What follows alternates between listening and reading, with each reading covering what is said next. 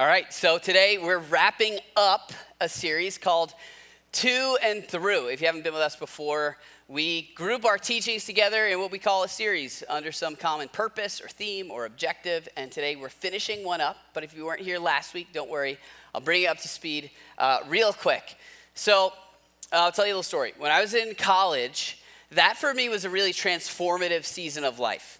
I was trying to figure out what I thought about God, how I felt about Jesus, the church, all of this. Was it really going to be part of my life? Was I on board with it? Was I not? And there came a point where I started asking questions on my own. I began studying on my own, reading the Bible for the first time on my own, praying on my own. And this hunger for more, like for knowledge, grew within me. And so I started just devouring books and all these resources. And I remember there was one night where I couldn't sleep, which is not unusual, especially this past week, the way the Knicks have been playing. But anyway, so I couldn't sleep. I turned on the TV, and I see this guy, and he's got a Bible, and he's teaching from the Bible. And he begins to talk about sowing seeds and reaping a harvest. He was talking about how if you sowed a seed, and I realized pretty quickly he was talking about money. He's like, if you sow a $100 seed, God has the ability to multiply that and turn that into a $1,000 harvest. Or if you sow a $1,000 seed, God can multiply that and turn that into a $10,000 harvest. And then he would take phone calls from people who did that, and they'd say, oh, well, this happened, and then now I have a new car, and I sent in this money, and now I have this and that. And he's like, so sow the $100 seed or $1,000 seed, and then, a phone number popped up at the bottom of the screen. Just call this number to send in your money, and God will multiply it. And I believed him. Now, it was late, and I didn't call in, all right? But I believed him.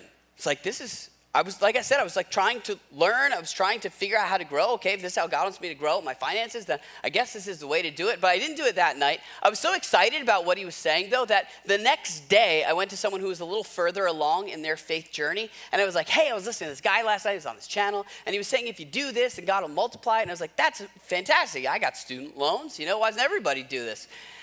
And he's like, no. And he told me about what was happening, how this guy was trying to take my money, and told me to watch out for stuff like that. And for me, I realized, one, how naive I was. But two, it was the first time I was exposed to the manipulation that can happen when people talk about God and money in the same conversation. It's been happening since the beginning of the church. In fact, in one of Peter's letters, he talks about people who are manipulating the message of Jesus to try and get money for themselves.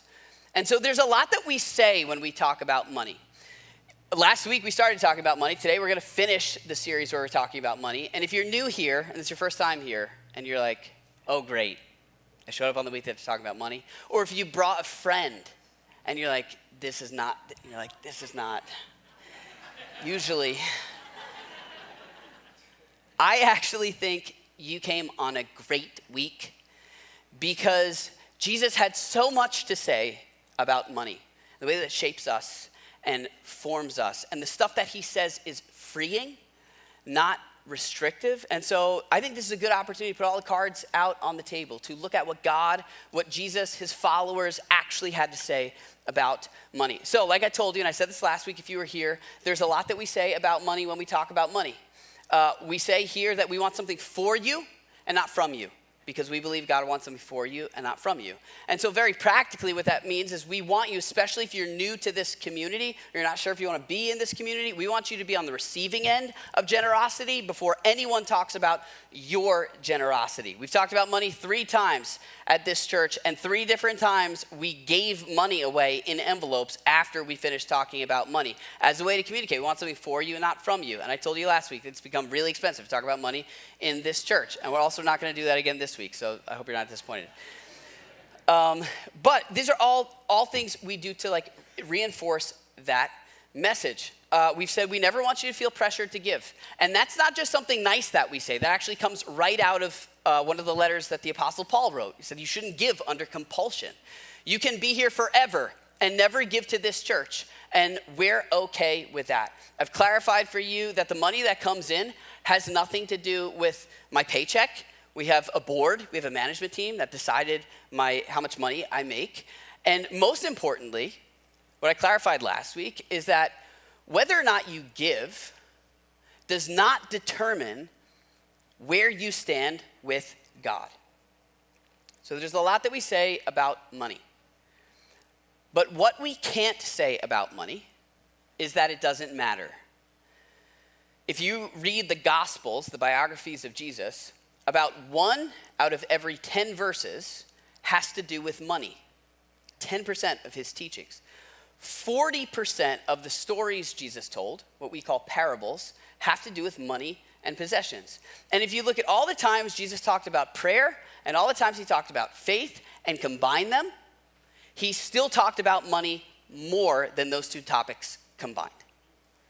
And the reason he did that was because he knew money has the potential to shape us and shape the way that we see the world. So while we can say a lot about money, what we can't say is that the way we understand it doesn't matter. And what we can't do is not talk about it.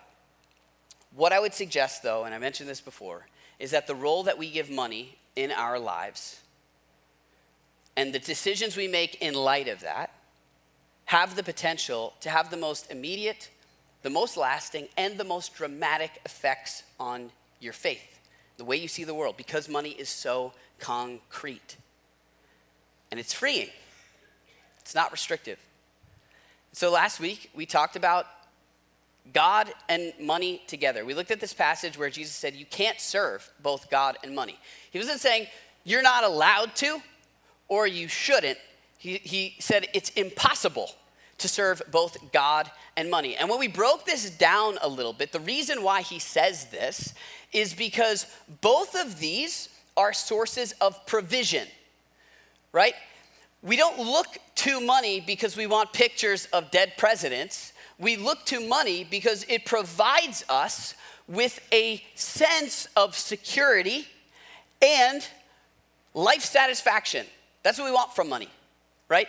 The issue with these two masters is that they both promise that, but they have different ways of getting there. In other words, both God and money are sources of priorities and provision. And the one you look to for provision will determine your priorities. We unpacked that a little bit last week. You can go back and listen to the message if you want. But at the end of the day, what we talked about was how giving, being generous, when you give, what it's actually doing is something to you. You're exercising your faith muscle. You're teaching yourself to put your hope, your security, your desire for ultimate life satisfaction in God and not in money. It's a hard thing. Giving does something to you. But this week we're hitting it from a different angle. Has anyone ever seen The Lion King? All right, so some of you are picking up. Like, I don't have very many sources of illustrations. I've got basketball, and I've got The Lion King. I've got my kids, and like Home Alone 2 shows up every once in a while. So I need to get out a little more. But The Lion King, if you don't know the story, what a shame. There's a lion, Mufasa, who is the Lion King. Simba, his son, is supposed to take over his legacy. Some bad stuff happens. Simba finds himself out in the wilderness. He's best friends with a pig and a meerkat, a warthog and a meerkat, Timon and Pumbaa. And he's, living the Hakuna Matata life. He's eating bugs and picking flowers and loving it, just relaxing, chilling. It's all comfortable. And then one of his childhood friends shows up, Nala, who he ends up marrying. It's a little high school sweetheart. And she shows up and she's like, hey, she realizes it's him. She's like, you're supposed to be back home. You're supposed to be running the Pride Lands. You're supposed to be the leader at Pride Rock. You're supposed to carry on the legacy of the king. And he's not into it. He's not hearing any of what he's supposed to do. Then Elton John shows up and sings, Can You Feel the Love Tonight? And then Simba has this conversation with his dad in the clouds. He's out at night. He sees this image of Mufasa. His dad says something profound. You know it if you've seen the movie. He says, remember who you are. You're my son, the one true king. From there, Simba turns and he runs back to Pride Rock. He runs. The idea of returning home goes from something he's supposed to do to something he realizes he's been made for. And those two feelings hit differently. And if the idea of money or finance, if you're like me and people start talking about God and money and the supposed tos start to rise to the surface, what I would argue, and what the Apostle Paul seems to argue, is that it comes back to identity, to remembering who you are and what you were made for. And so Paul, if you don't know Paul, he started a lot of churches of Jesus communities after Jesus was gone. And then he wrote letters to those churches. Most of those letters are in what we call the New Testament in the Bible. And he appealed to the identity over and over and over again. There's this one letter he's writing to a church in Corinth. We call it 2 Corinthians because it's the second letter we have to the church in Corinth. And he's trying to get them to give money. He's not trying to get them to give money to him. He's trying to get them to give money to this cause, to this group of people that need it. And he speaks to the identity in this letter. And here's what he says. He starts off by talking about how Jesus gave everything for us.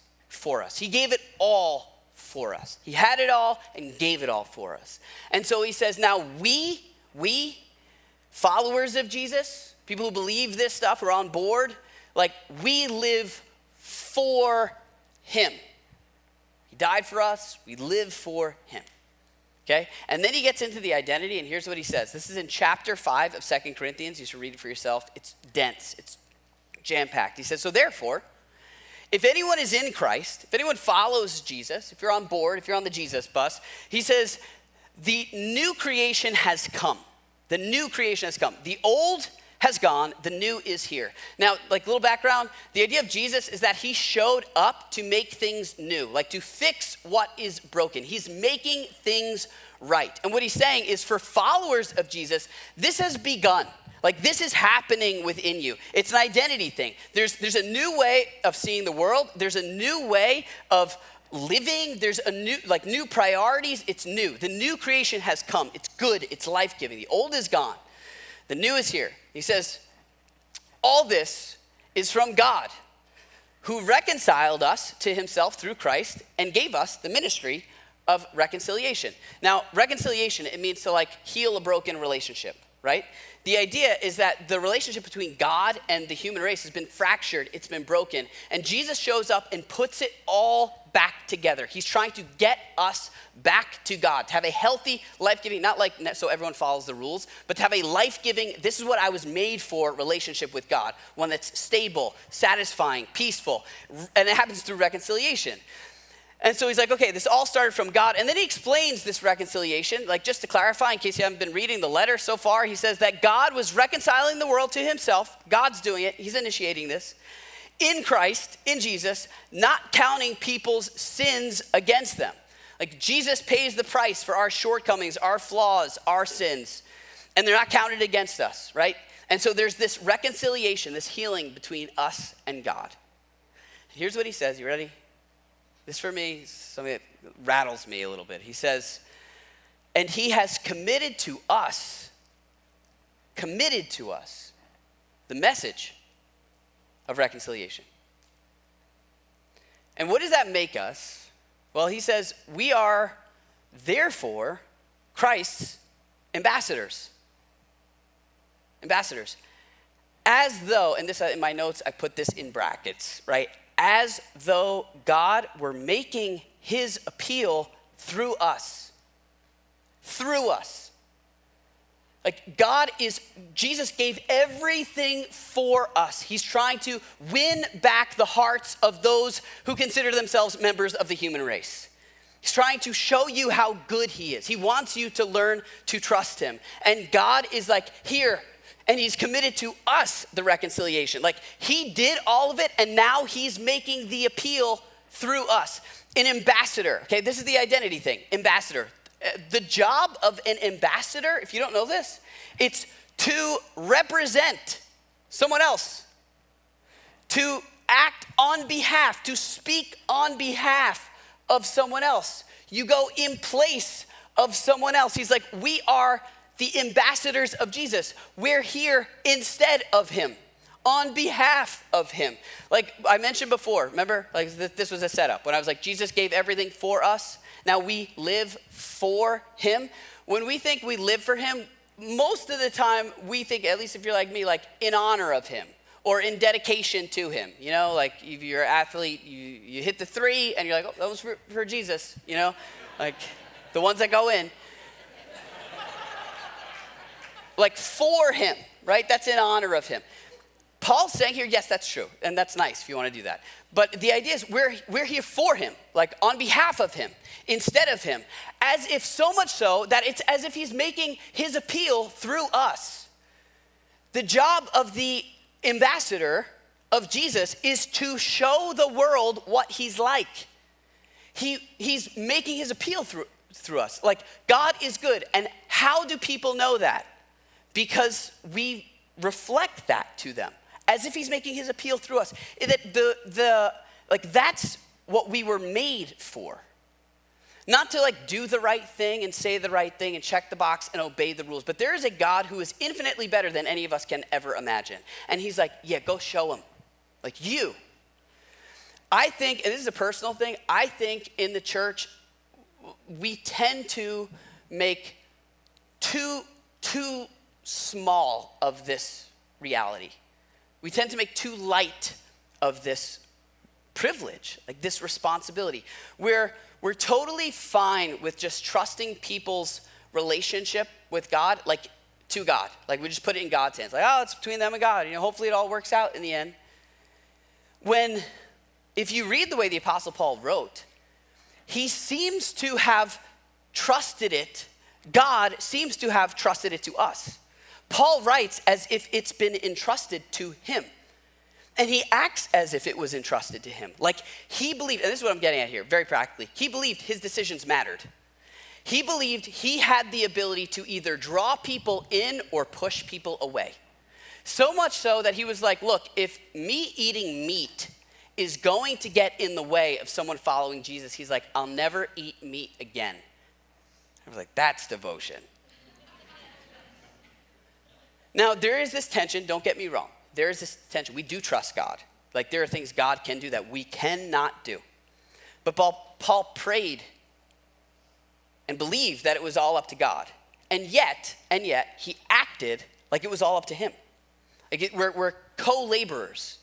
We do this together, and it's a privilege to represent him. Here's the reality though, right? Like, you know, if you've ever been to a restaurant, like let's say Chick-fil-A, okay?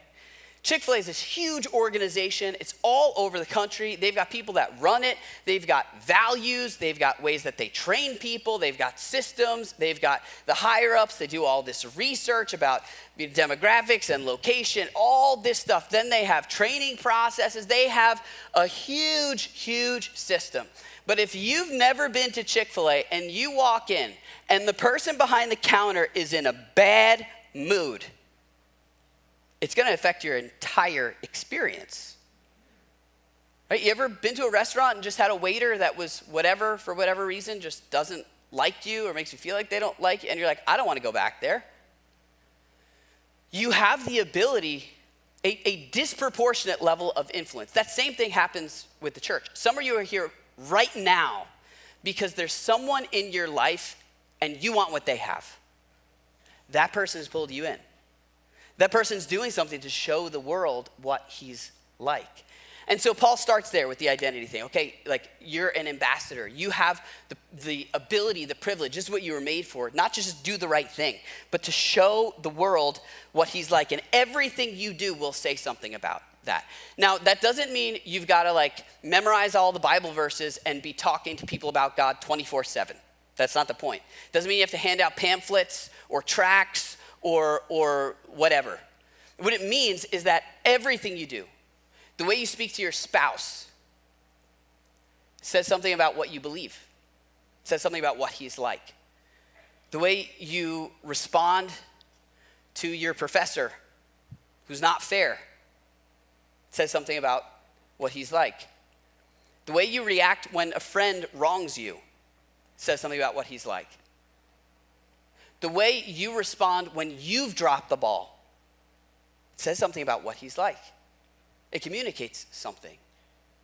And if we're not aware of that, we can miss the point.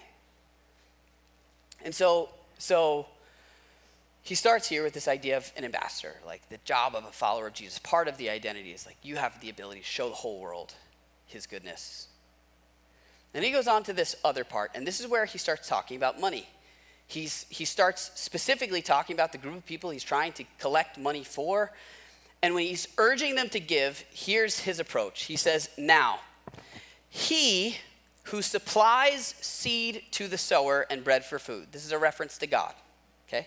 He's describing God in a certain way as the supplier. He says, he who supplies seed to the sower and bread for food will also supply and increase your store of seed and will enlarge the harvest of your righteousness. Now, before you write him off as the televangelist that used the same language, he's not done yet. He says, you will, okay? And if this is true, the implications are nuts. He says, you will be enriched in every way so that you can be generous on every occasion. And through us, your generosity will result in thanksgiving to God. Now, before we get to that part here, here's the idea. He's like, think about the role that you're playing. Think about your identity here. He's like, you've got God, who's the supplier, and us, who have been entrusted with the supply. It's actually similar imagery that Jesus used last week. Well, he didn't use it last week, but the language we used last week to talk about the passage where Jesus says, it's like you've been entrusted to take care of a master's land, right? The idea here is that a steward, the word is steward. Jesus taught that his followers were stewards. Steward is not a word we typically use in our culture, but the idea of a steward is someone who's trusted with someone else's stuff. A steward manages someone else's possessions. And Jesus' stories about people doing things with stuff were people who were in positions of stewards. They've been supplied, they've been trusted with something, and they go make the most of what they've been trusted with. Jesus taught, and I know that this is radical, Jesus didn't teach like some of what you have should go back to God. He taught that everything we have is from God and is God's, like a steward managing someone else's stuff. Everything, like your body, your mind, your talents, your gifts, it's all his. And it's a gift, it's on loan to us. And so a steward, at the heart of a steward is the core belief that God has given me what I have. He's entrusted it to me. So if you take that idea, we put the verse back up here, right? Look what happens when the steward is supplied in every way so that they can be generous on every occasion. He says, and through us, your generosity will result in thanksgiving to God. He goes on, if you continue to read the verse, to say the same thing in two other ways. What he's saying is that your generosity will result in thanksgiving not to you. He's saying to God. People will see that God is generous when his followers choose to be generous. That's the point.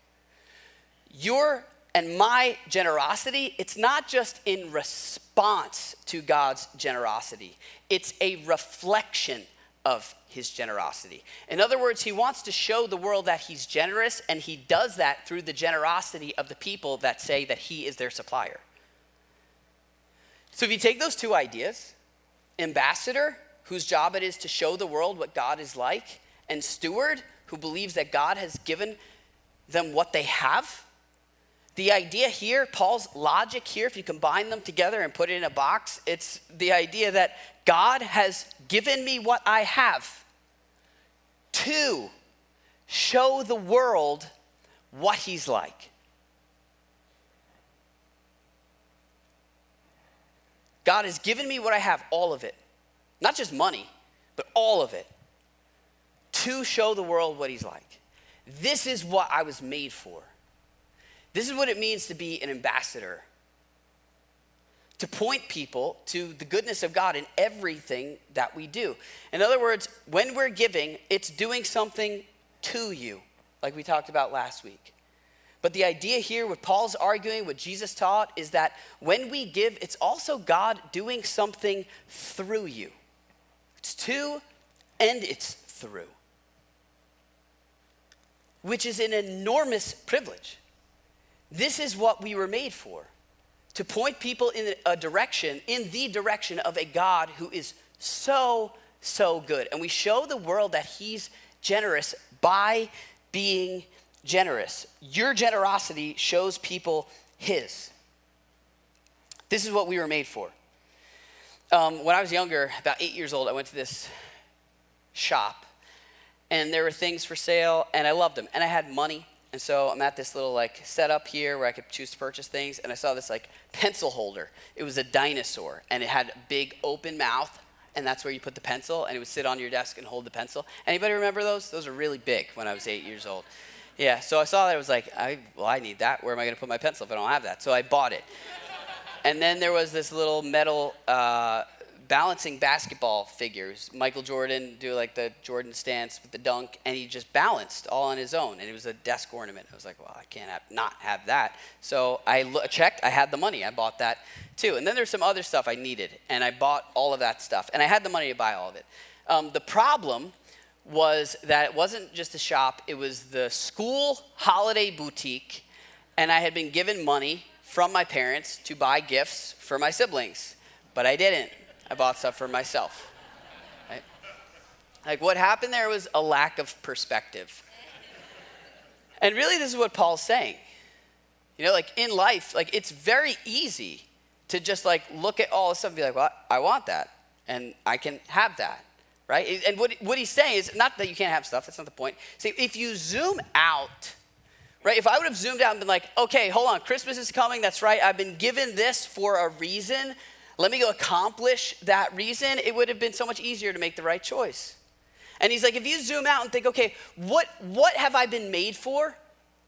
What have I been put here for? It has a way of putting things in perspective. The shiny basketball guy loses his shine a little bit when you realize, no, there's so much more to this. This is about not me doing what I'm supposed to do, but me doing what I was made for. And there's a satisfaction you find in doing that you don't get when you're doing something that you're supposed to do. But it comes back to understanding how you've been made, what you've been put here for. If this is true, just think about this. If this is true, if we really have a provider, right? If you're a follower of Jesus and you believe you have a provider, and he's really put us in the position to show the world how generous he is, and he's told us that he's going to provide, if that's true, and I would argue that followers of Jesus have been made to be the most generous people in the world. The most. Because we have a provider who's like, go, show them how generous I am. Last week, in light of that, last week I introduced you to these 3 Ps, right? 3 Ps, a way of giving, of making sure the pigeon doesn't drive the bus, if you remember last week. It's modeled after this idea of tithing, which is this ancient Old Testament practice that the ancient Jewish people practiced when they lived and supported the temple. The idea was that people in a community of faith would give 10% of their income to support that community of faith. When I first heard that, I was like, that's nuts. 10% is a lot, right? However, what it also says in the passage where this is explained, or one of them at least, this is the only place in the entire Bible, in the history of ancient Israel, where God says, test me and see, give. and see if I'll provide for you. And while that was written to the ancient Jewish people who were supporting the temple, Jesus reiterated this principle when he said, when you give, your Father in heaven will reward you. It doesn't mean if you give $1, $10 is coming back. It means you'll see that it's worth it. And so we explain this, and I'm not going to go into all the details now because that's not what this is about. But the idea is that the practice, it's a habit. The first P is priority. For us, that means that when we get paid, the first thing we do is send the money that we've decided to send out. It's the first thing that goes to make sure the pigeon doesn't drive the bus, right? To make sure that we're looking to God as our source of provision and not money to provide us with security and satisfaction, right? Then it's a percentage. It's a percentage of our income that we've planned for, that we've decided. And it doesn't have to be 10%, especially if you've never done that. That can seem crazy. But for us, it's got to be a percentage that we feel. That's the point. And you're trusting God to provide, to fill that gap. And lastly, it's progressive. And I told you last week, there's so many things about growth, like spiritual growth, because it's so abstract, you can't measure it. If you know what percentage you're giving, this is something you can measure. You can increase the percentage that you give and know I am growing in generosity. And so I told you that this is the way for the past several hundred years that churches have thrived, that communities have come to see that God is good because people do this. However, I have seen people blow this away. One of the most rewarding aspects of my job is watching people take this model and just blow it out of the water. Do you talk about priority? When we first started the church, we first announced that we were starting the church, there was a couple that sat Allie and I down, and they wrote a check. It was a huge amount of money, the biggest check I'd ever gotten. And it wasn't for me, it was for the church. They're like, we believe in this church, and they gave it to us, and it blew my mind. But what made the biggest impact on me was not the amount, it was not the check, it was what was said after. The guy who signed the check, he looked at me and he said, it's always been a goal of mine to give away this much money at one time. I was like, a goal? My goals, I'm the priority of my goals. I am. All my goals, I love goals. They all benefit me. But to have a goal this is something I want to do before I die, that for me totally changed the way I see my own personal finances. That one line. The idea of percentage. I was listening to a podcast by the Bible Project. I know some of you listen to that. I'm going to link it in the description on our app. It's called God and Money. There are these two students. They were Harvard Business School students, and they were learning about giving, right? And they studied the Old Testament concept of tithing. And they were like, hey, this is in the Old Testament to the ancient Jewish people living in the temple model. We don't have to do this right now. This is not for us. But then they looked at the way that followers of Jesus gave, and it blew the idea of tithing out of the water. They gave way more than 10%. People sold things to give. They didn't just give their leftovers. And so these guys, real people, real young guys, college students at Harvard Business School, one changed his whole career. The other one decided he would make a certain amount of money, figure out how much he needed to live, and then just give the rest away. This is what I need to be comfortable, and I don't need any. That is so backwards and upside down and different. It blows the idea of percentage giving out of the water. Progressive giving, I've spoken to people, I know a couple that's trying to be more and more generous. They're trying to raise the bar in their lives with generosity. This young couple in their 30s, with not a lot of money, have given away two cars, and recently sold a house, made money on the house, and wrote a check for $20,000 to another couple so that they could get into their first house. And people, they do stuff like this, and they'll tell you these stories, and they'll do it with tears in their eyes. Because this is what we were made for. I guarantee you give a car away, it will mean more than any car you've ever purchased in your entire life. Because this is what we were made for. And when we live like we've been given what we have to show the world what he's like, it makes an impression that people never forget. It says something powerful. If you're in this church right now, if you have seen God to be generous, if anything's changed internally, maybe I can believe this stuff, it's because you are among a community of people that believe that God has given them what they have to show the world what he's like. It's exactly like Paul said. People will learn to thank God as a result of your generosity. It's happened here. People give and it costs something, but it says something. As a community, we, and I don't mean leaders, I mean people, we do the 12 days of Christmas in a community that values Christmas, that values small businesses, and that loves getting gifts. We pay for gifts throughout the Christmas season from small businesses to people in this community. That costs something, but it says something about a God that we believe is generous. We've offered finance courses, we've offered marriage courses, we've offered parenting courses, communication courses here for free. You know why? Because we live in a community where people are married, dealing with finances, parents, and figuring out how to communicate. And it costs something, but it says something. It shows this community what he's like. We have bagels every Sunday and pretzels on Thursday.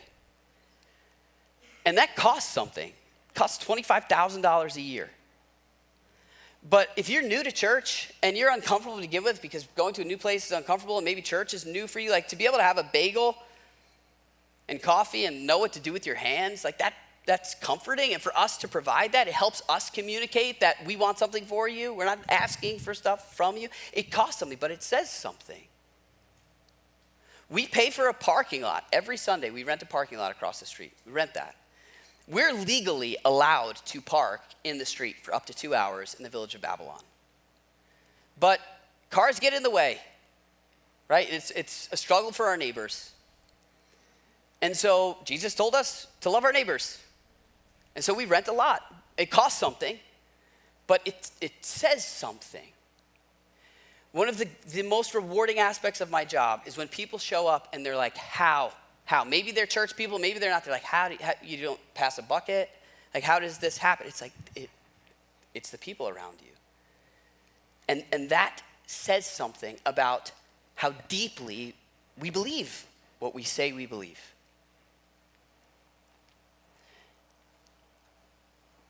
And so, if we could just like dream for a minute. If this is true, if we have a provider and we've been put in this position, if it's actually true, then like I said, I think followers of Jesus were made to be the most generous people in the world. And if that's true, if we're willing to embrace that and be challenged by it, because it's not easy, based on where we are in the world, based on where we are in this country, the community that we live in, and based on where we are on the timeline of the history of the church, we literally have the potential to be one of the most generous church communities in the history of the world. It's not an overstatement. But it requires us to reevaluate the way we understand ourselves, the way we understand what we've been given. You know, the past few weeks, we've just kind of been throwing ideas around, staff members, certain team members, just kind of say, like, what if? Like, what if we embrace this as a community? What would we do if we ran into resources here to communicate that we're here for this community, to the surrounding community, to show this community what he's like? You know, like, what if we had a facility where we could offer marriage courses, parenting courses, communication courses, and financial courses on a regular basis all the time, not just once every 1 or 2 years when this one room is available? What if we had a facility, and other churches have done this, what if we had a facility where we had a coffee shop on the property? We went to a church that had a coffee shop on the property, and they used that coffee shop to employ people with special needs, and they used all the profits to help provide water for people in undeveloped countries. Like, what if we did that? That would cost something, but it would say something.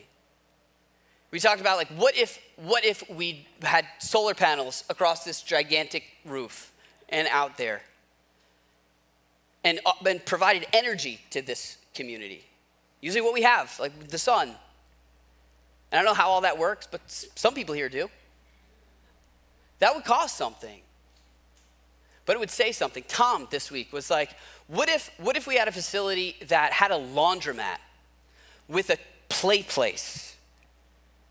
Like people who don't have access to washing machines and dryers, like what if they could come do their laundry for free or for less, and their kids could play while they were doing it?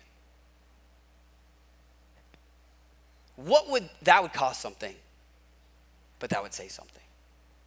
It would show the world what he's like.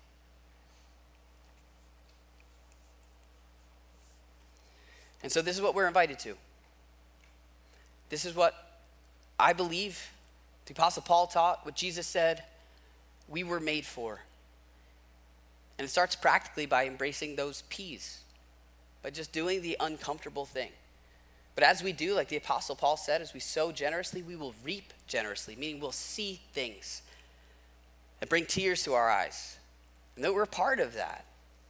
See that it's worth it to carry on the legacy of the King, a generous King who provides abundantly more than we could ask or imagine. Hey, this is Lou. Thanks for listening. I hope that this was helpful for you in some way.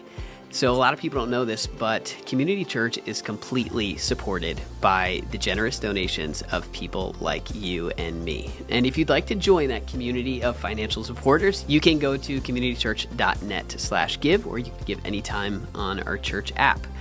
And so thanks for being part of this community, whether it's locally or from a distance. Thanks for investing in your faith. And thanks for being part of something that's bigger than yourself.